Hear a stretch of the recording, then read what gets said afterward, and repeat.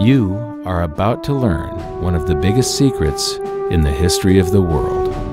It's a secret that has huge effects for everyone who lives on this planet. Most people can feel deep down that something isn't quite right with the world economy, but few know what it is. Gone are the days where a family can survive on just one paycheck. Every day it seems things are more and more out of control, yet only 1 in a million understand why. You are about to discover the system that is ultimately responsible for most of the inequality in our world today. The powers that be do not want you to know about this, as this system is what has kept them at the top of the financial food chain for the last 100 years. Learning this will change your life because it'll change the choices that you make. If enough people learn it, it'll change the world because it'll change the system. For this is the biggest hidden secret of money. Never in human history have so many been plundered by so few, and it's all accomplished through this, the biggest scam in the history of mankind.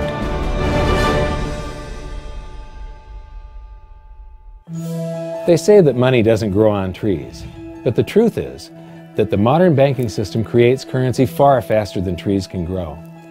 Most people don't have a clue how currency is created. Economists and bankers make it sound so complex that people think they can't understand it. But I'm going to strip our monetary system down to its essence so that you can see the scam behind the curtain and just how it affects you. Every modern society creates currency in pretty much the same way. But since the US dollar is the majority of the world's currency, I'm going to use the United States as our example. It all starts when some politician says, "Vote for me and I'll make sure the government provides you more free stuff than my opponent will." But there's no such thing as a free lunch. So to provide that supposedly free stuff, the politicians vote for the country to spend more than its income. This is called deficit spending.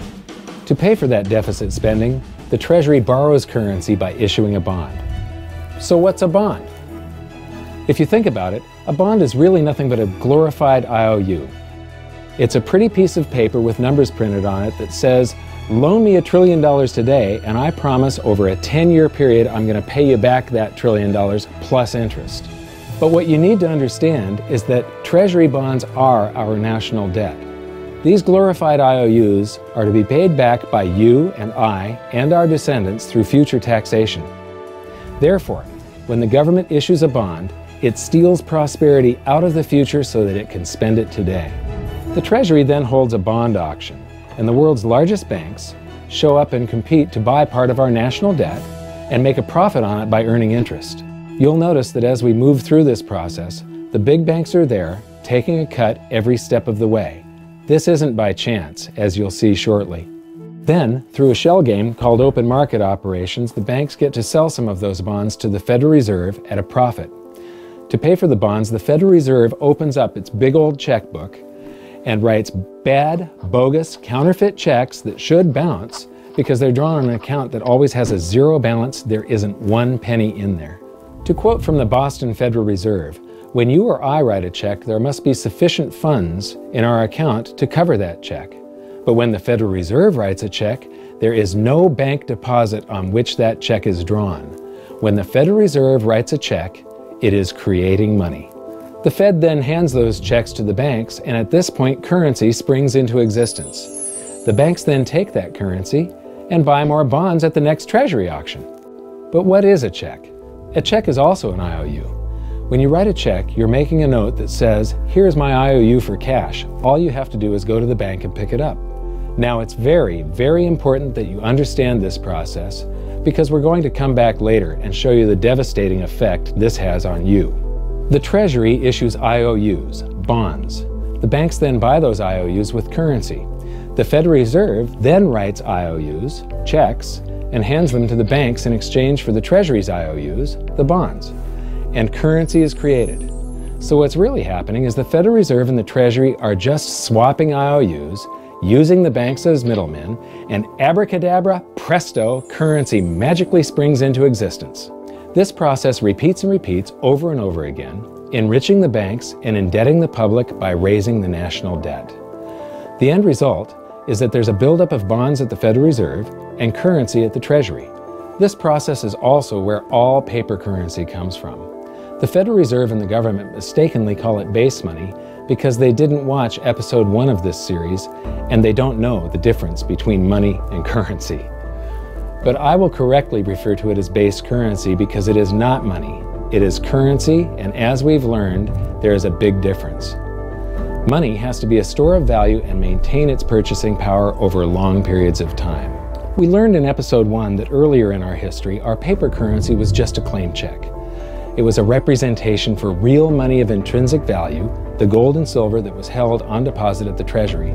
You could walk into any bank and slap your currency, like say a $20 bill, on the counter and redeem it for real money, a $20 gold piece.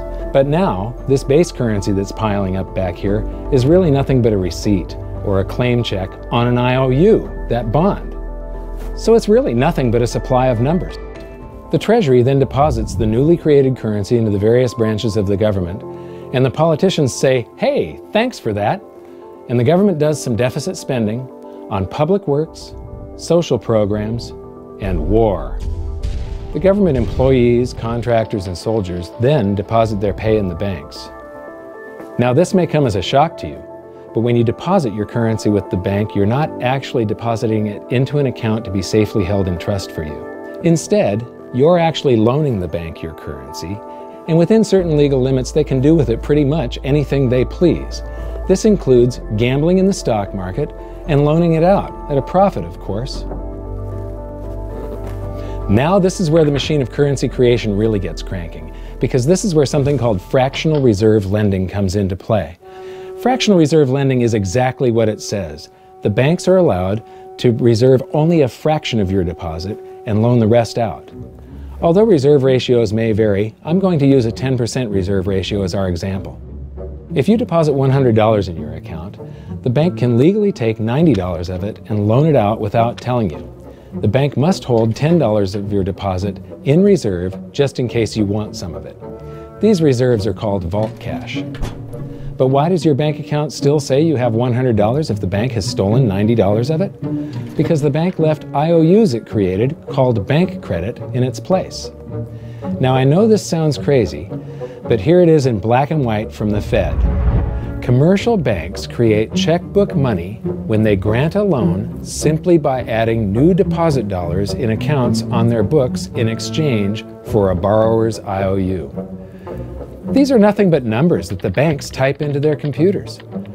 And even though these bank credit IOU numbers are very different from base currency numbers, because they only exist in computers, they are still currency. So now there is $190 in existence. Now the reason people take out loans from the banks is to buy something. They're going to buy a house or a car or something like that. So the borrower takes the $90 that the bank loaned to him from your account, and he pays the seller of the item. But then the seller deposits that currency into his account, and his bank loans out 90% of that and leaves bank credit numbers in its place. So now there's $271 in existence. This process repeats and repeats until under a 10% reserve ratio, an initial deposit of just $100 can create up to $1,000 of bank credit, all backed by $100 of vault cash, just 10%. But as I said, reserve ratios vary wildly. On some deposits, it's 10%, on others, it's 3%, and on some forms of deposits, reserve requirements are 0. The result is that the expansion of the currency supply by the banks is far greater than even this example would lead you to believe. So once again, when currency is deposited in the banks get to lend it out, and then it gets redeposited and relent, redeposited and relent, redeposited and relent over and over again, creating bank credit all the way. This is where the vast majority of our currency supply comes from. In fact, 92 to 96% of all currency in existence is created not by the government, but here in the banking system. Now, massive amounts of currency spewing into society may at first sound like a fun idea. That is, until you remember one of the most important hidden secrets of money from episode 1, that the prices of everyday goods and services act as a sponge on an expanding currency supply. The more currency we have, the more prices rise. This is where inflation comes from. The true definition of inflation is an expansion of the currency supply. Rising prices are merely the symptom. So our entire currency supply is nothing but a couple of bucks whipped up in this hocus-pocus scam where the Treasury and the Federal Reserve swap glorified IOUs, and a bunch of numbers that the banks just type into their computers. That's it. That's our entire currency supply. It's nothing but a supply of numbers. Some of them printed, most of them typed, and there is nothing else. But if you thought that was crazy, get ready to enter the twilight zone of modern economics. We work for some of that currency supply. True wealth is your time, but we trade away moments of our lives, hour by hour, day by day, and year by year, for numbers that somebody printed on pieces of paper or just typed into a computer. Now those numbers represent our blood, sweat, tears, labor, ideas, and talent. We are what gives the currency its value. But here comes the really cruel joke. We work hard so that we can save some of that currency, so that we can pay the tax collector. In the United States, it's known as the IRS. They then turn it over to the Treasury so that the Treasury can pay the principal plus interest on that bond that the Federal Reserve bought with a check drawn on an account that has nothing in it. Now let's do a recap on this section, because this is where the system begins to rob you and I on a massive scale. Much of our taxes are not used for schools, roads, and public services, but to pay interest on bonds that the Federal Reserve bought with a check drawn on an account that has nothing in it. The Federal Reserve is committing fraud. But here's one of the biggest secrets of them all. Before the establishment of the Federal Reserve, there was no need for personal income tax. The Federal Reserve was created in 1913, and that very same year, the Constitution was amended to allow income tax. Do you really think this was just a coincidence? Ask yourself how much income tax you've paid over your lifetime. Much of it has been silently siphoned away into the hands of those who own the system. Yes, this system has owners. Who they are is an even bigger secret that we'll get to shortly. But first, we need to understand the mumbo-jumbo of the so-called debt ceiling. It's all based on a huge paradox. There was interest due on that bond, and there was interest due on every one of those loans that the banks made. That means that there is interest due on every dollar in existence. Let me ask you something. If you borrow the very first dollar into existence, and that's the only dollar that exists on the planet, but you promise to pay it back plus another dollar's worth of interest, where do you get the second dollar to pay the interest? The answer is that you have to borrow that one into existence and promise to pay it back with interest as well. So now there are $2 in existence, but you owe $4, and so on and so on. The result is there's never enough currency to pay the debt. There is always more debt in the system than there is currency in existence to pay the debt. Therefore, the whole system is impossible. It is finite. It will come to an end one day. What would happen if the government stopped borrowing to do deficit spending? Are the payments on those treasury bonds going to stop? What would happen if the public stopped borrowing and going deeper into debt? Are your house and car payments going to stop? No. There is a payment due every month on the principal plus the interest on every dollar in existence, and those payments do not stop. If we stop borrowing, then no new currency is created to replace the currency that we used to make those payments.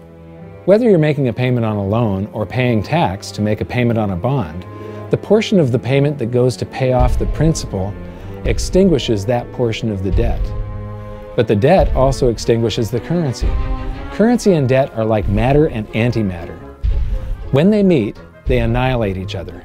If we just pay off the principal only on all the loans and bonds that exist, the entire currency supply just vanishes. So if we don't go deeper into debt every year, look what happens. The whole thing goes into a deflationary collapse under the weight of those payments. Politicians and pundits alike talk about balancing the budget, paying down the debt, and living within our means. They don't understand that that is deflationary. It is impossible to do under our current monetary system without collapsing the whole economy. This is why any talk of a debt ceiling is not only ridiculous, it's delusional. The system is designed to require ever-increasing levels of debt just to continue. And that's why politicians will always kick the can down the road and raise this so-called debt ceiling over and over again until the whole system finally collapses under its own weight. In other words, they don't want it to collapse on their watch. The Founding Fathers of the United States knew the dangers of central banking and fought to free themselves from this very thing. The Revolutionary War started out as a tax revolt, but now we must pay tax just to have a monetary system. Having just suffered through the hyperinflation of the continental dollar, which was printed into oblivion to finance the Revolutionary War, they understood the dangers of fiat currency and debt-based monetary systems. So to protect future generations from institutional theft and out-of-control government, they wrote into the Constitution that only gold and silver can be money for the simple fact that you can't print them. Our current system is not only unconstitutional, but it robs us of the liberty and prosperity our forefathers fought and died for. We are all feeling the effects of ignoring the Constitution right now. By forcing more currency into circulation, our purchasing power is diluted. Inflation is a slow and insidious stealth tax that is simply the result of this debt-based monetary system. This system empowers and benefits those who create the currency and receive it first, as they get to spend it into circulation before it has an effect on the economy. They're stealing purchasing power from you and transferring it to the banks and the government every hour of every day because of this false monetary system. And it's not like the people at the top don't know this. To quote the Federal Reserve, the decrease in purchasing power incurred by the holders of money due to inflation imparts gains to the issuers of money. This is a fraud. It is a pyramid scheme, it is a Ponzi scheme, it's a scam, and it's a lie. Our entire monetary system is nothing but a form of legalized theft. But here's the biggest con job of them all. The Federal Reserve is not federal, it has stockholders. There is no federal agency that has stockholders. What's a stockholder? A share of stock represents a percentage of ownership in a corporation. So the stockholders are the owners of that corporation. Therefore, the Federal Reserve is a private corporation with owners. And you can see it for yourself if you go to the Federal Reserve's website, and it will say, the stockholders receive an annual dividend of 6%. Now we know that the stock in the Federal Reserve was originally issued to the largest banks in the United States. But because of mergers and acquisitions through the years, you can't actually trace who owns the stock in the Federal Reserve. That's a very closely guarded secret. My guess would be that the owners are those primary dealers, the banks that get to make a profit by selling part of our national debt, those bonds, to the Federal Reserve, who buys them with a check from nothing. Then we pay tax to pay the principal and the interest on those bonds so that the Federal Reserve can pay the banks a 6% dividend. Don't be alarmed if you don't quite comprehend the deception of this system at first glance. Very few people do. It is purposely complex. The economist John Maynard Keynes once wrote, "By this means, government may secretly and unobserved confiscate the wealth of the people, and not one man in a million will detect the theft." I believe that presented correctly, anyone can understand this system, regardless of how complex it is. So let's do a recap and break it down even more. The way the system works is that, step 1, the government creates glorified IOUs. These bonds increase our national debt and put the public on the hook to pay it back.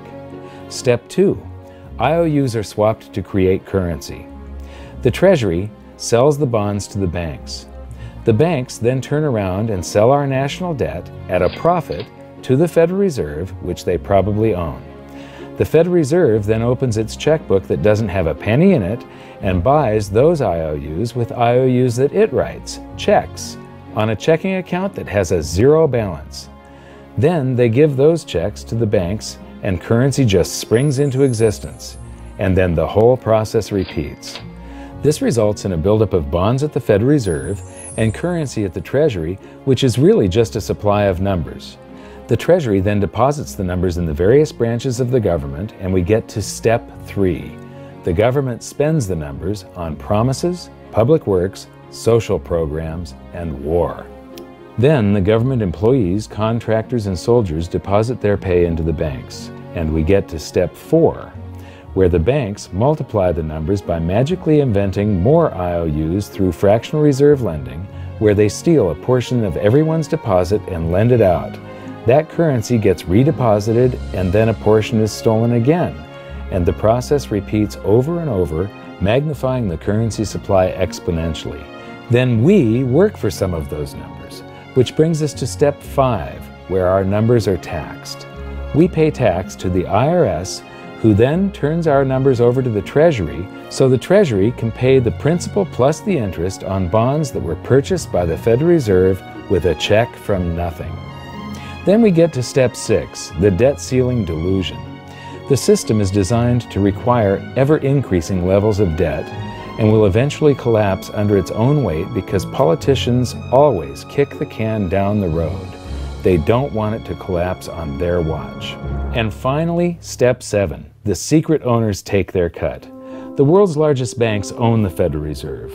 Those banks make a profit selling our national debt to the Fed. They make a profit when the Fed pays them interest on the reserves held at the Fed, and the Fed pays them a 6% dividend on their ownership of the Fed. This system is fundamentally evil. It funnels wealth from the working population to the government and the banking sector. It is the cause of the artificial booms and busts of modern economies, and it causes great disparity of wealth between the rich and the working class. And it is only possible because we no longer use real money, we use currency. But worst of all, it is a form of enslavement. Bond is the root word of bondage. Whenever a government issues a bond, it is a promise to make us pay tax in the future. Nobody asked you if you wanted to pay tax today for the prosperity we all enjoyed in the last century. Nobody is asking our children if they want to work hard in the future to pay for the prosperity we're enjoying now. George Washington once wrote to James Madison, "No generation has the right to contract debts greater than can be paid off during the course of its own existence." By stealing prosperity from tomorrow so we can spend it today, we enslave ourselves and future generations. Now this all sounds pretty bad, but there is great hope, for you are the greatest threat to this false monetary system. This system relies on the public being ignorant of its workings. Please share this knowledge with everyone you know, because an informed public that fully understands the system can build a better future for generations to come. And now I leave you with this quote, widely attributed to a former director of the Bank of England. The modern banking system manufactures money out of nothing. The process is perhaps the most astounding piece of sleight of hand that was ever invented. Banking was conceived in inequity and born in sin. Bankers own the earth. Take it away from them, but leave them the power to create money and control credit, and with the flick of a pen, they will create enough money to buy it back again. But if you want to continue as the slaves of bankers and pay the cost of your own slavery, let them continue to create money and to control credit. This is the Federal Reserve in Washington, D.C. It's located on Constitution Street, and that is just as much of a joke as the New York Fed being located on Liberty Street. Both of them are unconstitutional, both of them limit our liberty, and they transfer wealth away from us every second of every day to the Federal Reserve, to the government, and to the banking sector. You are now among the 1 in a million who can detect the theft of your prosperity. So the big question is, what can you do about it? 1. Watch this video until you can describe and teach it to others. Those who understand this system can make preparations for its unavoidable collapse and protect themselves. History shows that those who don't will probably be wiped out. 2. Share this video with everyone, especially those you care about. All it takes is a mouse click or two to get this message in front of millions. Post this video on Facebook, tweet it, email it to loved ones. Please share it wherever you can. 3. Join the conversation. The current world monetary system is based on a 300-year-old design meant to enrich a few at the expense of the many.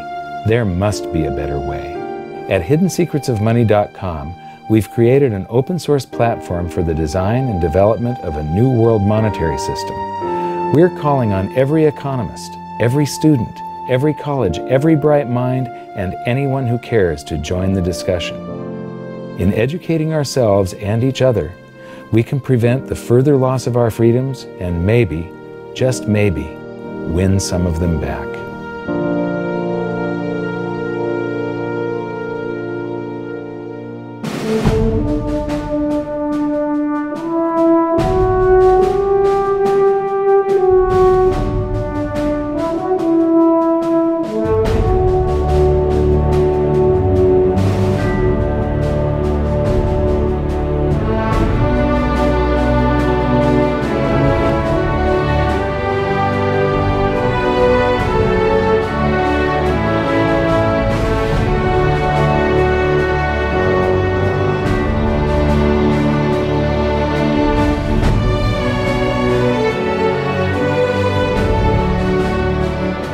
I think your episode 4 is very beneficial, very helpful. It's going to introduce these ideas to a lot of people, and like I've just been talking about, we have to change people's mind, and the more they understand it, the better.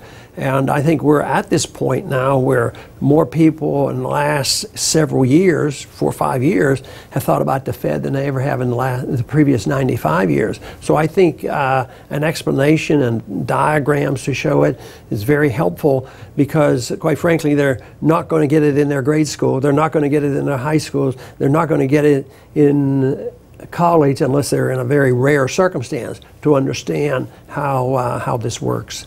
You know, for years before I got involved in really studying gold and some of the things I write and talk about today, I was a monetary economist for decades. You know, in your video, you talk about the primary dealers.